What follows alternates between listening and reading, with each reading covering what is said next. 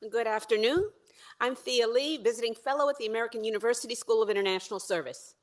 My recommendation is to transform labor protections in global supply chains by taking enforcement to a new level. When I served in the Biden administration, I had the opportunity to enforce labor provisions in trade agreements alongside dedicated professionals throughout the administration. I am enormously proud of that work, but I can see in retrospect that we were not fast enough, bold enough, or loud enough. Most of our current trade agreements require signatories to respect the International Labor Organization's core labor rights and reflect them in law and policy.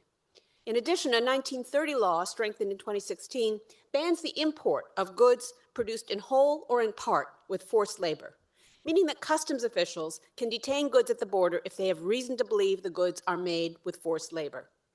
These provisions, taken together and enforced, could be game changers, both in the United States and globally. But the sad truth is that the U.S. government does not allocate the resources necessary to fulfill the promise of these provisions.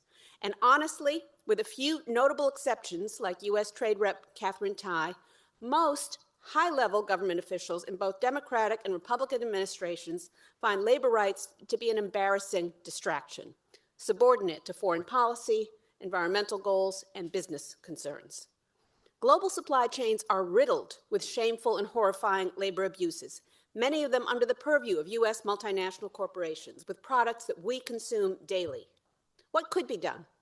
First, with adequate resources and clear authority, federal employees could dramatically increase the number and scope of labor cases brought under existing authority, protecting workers' rights to organize and bargain collectively, among others. Second, with respect to the forced labor import ban, Customs and Border Protection could target entire sectors for forced labor enforcement rather than individual companies.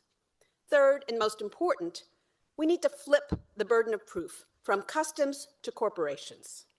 Currently, corporations practice convenient ignorance regarding their supply chains.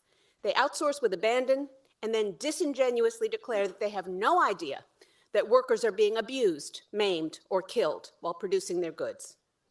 Rather than asking under-resourced customs officials to track down these abuses, we could, under existing statutes, require corporations to provide thorough documentation of working conditions at every tier of supply chains, with penalties for false disclosures and, where feasible, a central role for unions and worker organizations. To be clear, the Trump second-term tariff policy is arbitrary, corrupt, and deeply unstrategic. But if we could take the fearlessness, energy, and speed of the Trump tariffs and redirect them towards vigorous enforcement of internationally recognized labor rights, we could empower workers in developing countries, make global supply chains more transparent and equitable, and ensure that American workers were not in competition with workers who lack basic rights and protections. Thank you.